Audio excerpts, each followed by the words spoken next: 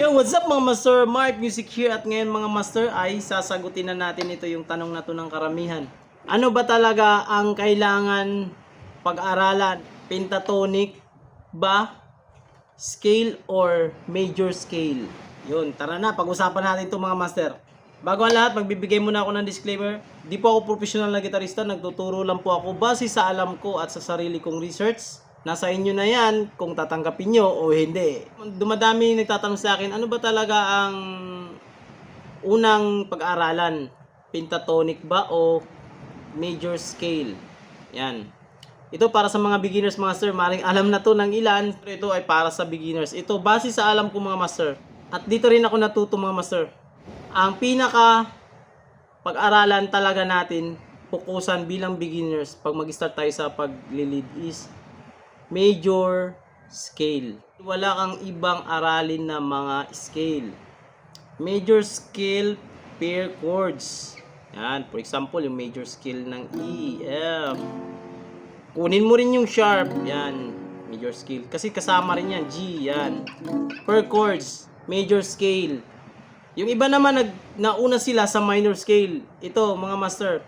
Yung minor scale is napapaloob lang din yan ng major scale.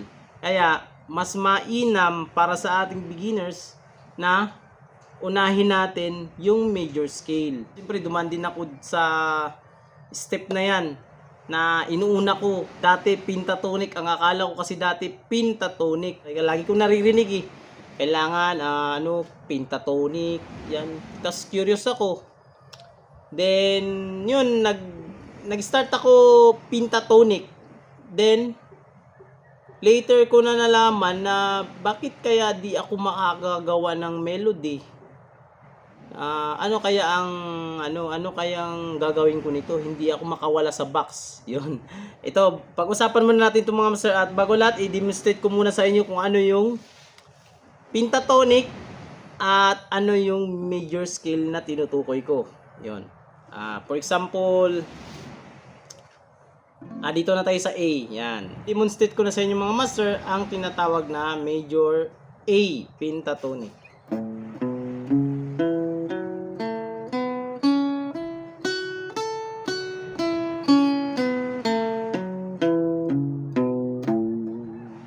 Actually, ito mga master is dalawang octave na. Pero ang pentatonic is composed of 5 notes. Yung 5 notes mga master.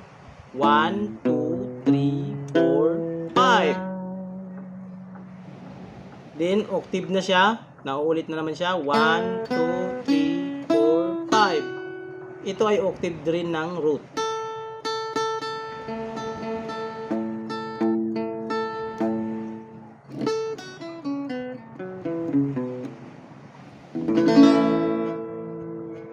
Yan. Kaya sa tinawag na pentatonic dahil 5 nota lang siya mga master. Ito naman yung A major scale.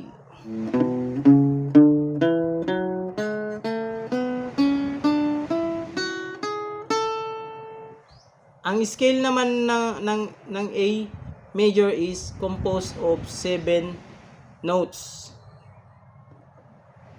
1, 2, 3, 4, 5, 6, 7. Then nag-octave na siya dito. 1, 2, 3, 4, 5, 6, 7. Ito, root rin to, kagaya kanina. A, A, A. Dito nyo na malalaman mga master kung bakit ko nasasabi na ang pentatonic is hindi pwede na pag-aralan bilang beginners. Take note, bilang beginners. Kasi pag nauna mo yung pag-aralan is mababox ka na dyan, master. Hindi ka na makakaalis o makakaalis ka man pero matagal-tagal. Yan. So, hindi talaga siya advisable sa ating mga beginners. Ang pinaka-advisable ko, master, is yung scale, yung major scale ng bawat chords. Kasi ito, gamitin natin itong dalawang scale na to. Sample nito mga master, ito, mag-record ako dito sa isang cellphone. Yan. Yung familiar sa lahat. For example natin yung happy birthday. Para familiar sa lahat. 3, 2, 1.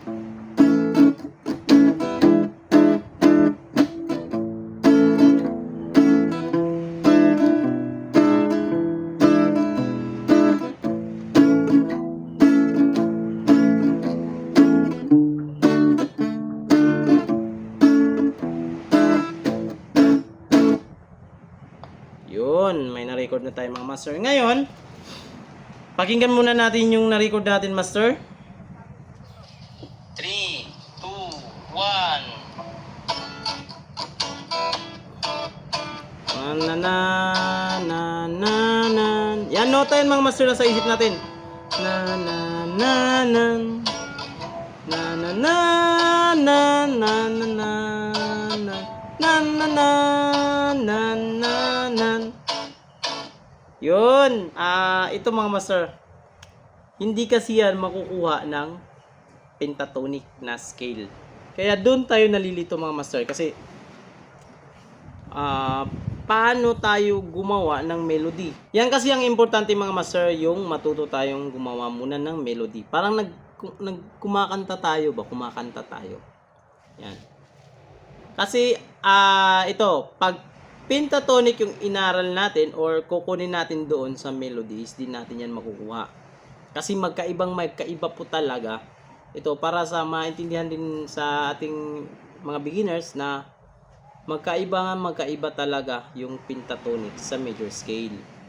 Dito na natin malalaman kasi ang pentatonic is composed lang siya ng 5 notes. Ang major scale is ano yan? Kompleto yan. Sa pentatonic may dalawang note na wala. A, B, C sharp, then E, F sharp. Yan. Then nag-o-octave na siya sa baba. A, B, C sharp, E, F sharp, then yung root na A. So wala itong note na to, yung D. At wala rin ito yung A flat or G sharp. Na nandun yan sa ating major scale na A.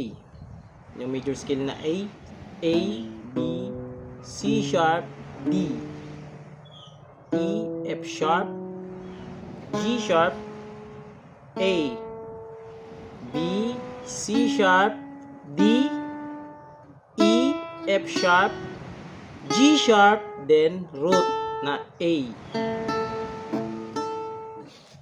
Sa Happy Birthday to You is pag gamitin natin yung pentatonic doon is ganito siya.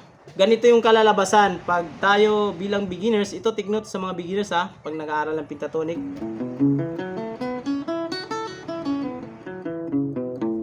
Siyempre, mamamaster na natin yan kasi pattern ang tinitignan natin dyan, hindi na yung note. So, ganito yung kalalabasan niya. I-play ko to, yung kaninang record natin mga master. So, i-play na natin mga master, gamit natin yung A major pentatonic. 3, 2, 1.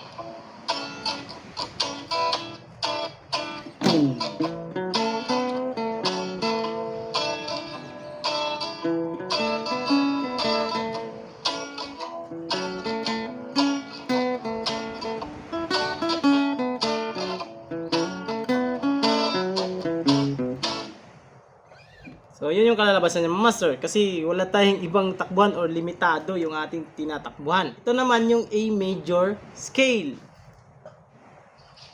3, 2, 1.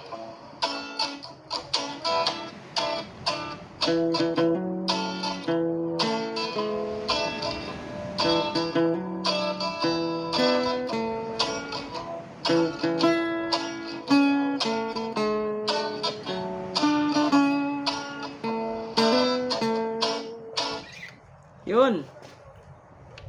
Sumakto siya doon sa melody. Lahat ng kanta, ito master, lahat ng kanta merong melody. Majority ng kanta is melody. So ngayon, kung magpo-focus tayo sa pentatonic bilang beginners, is mahihirapan tayo mag-resolve. or ano ba talaga yung paano yun gagawin. Yan. So ito naman yung kagandahan mga master. Ito yung kagandahan master pag alam na natin yung pentatonic at alam din natin yung major scale. Yan. 3, 2, 1.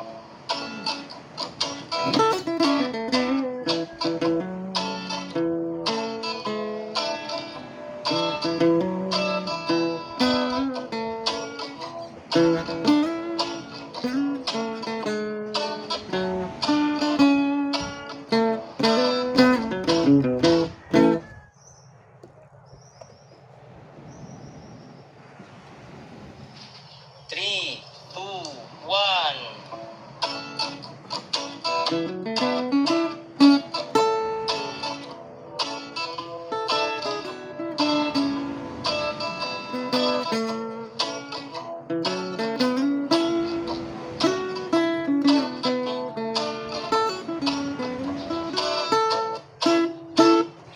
Yun. Yun yung na-construct doon sa isip ko na nota or melody. Kaya dito ko masasabi, master, na kailangan pag-aralan yung major scale bago ka mag-aral ng mga pentatonic scale. Kasi yung pentatonic scale is parang technique yan siya, master. Technique lang yan siya na ilalagay mo sa solo mo or sa sarili mong rendition. Na mga magka-cover ka o hindi talaga siya yung pinaka-foundation mo pag mag-construct ka ng lead.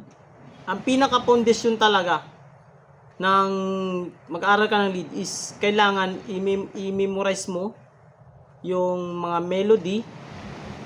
Parang yung awit, yung kanta, nasa isip mo yun, and gagawin mo yun sa daliri mo.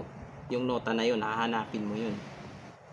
Ito para sa ating mga beginners na kailangan mag-aral tayo ng major scale bago tayo mag-aral sa ibang scale. Yun lang masasabi ko mga master. Sana magbigay ito ng daan sa inyo mga master yung video na to master para mag-guide kayo kung ano talaga ang kailangan na unahin na scale. Yun lang mga master. Peace out!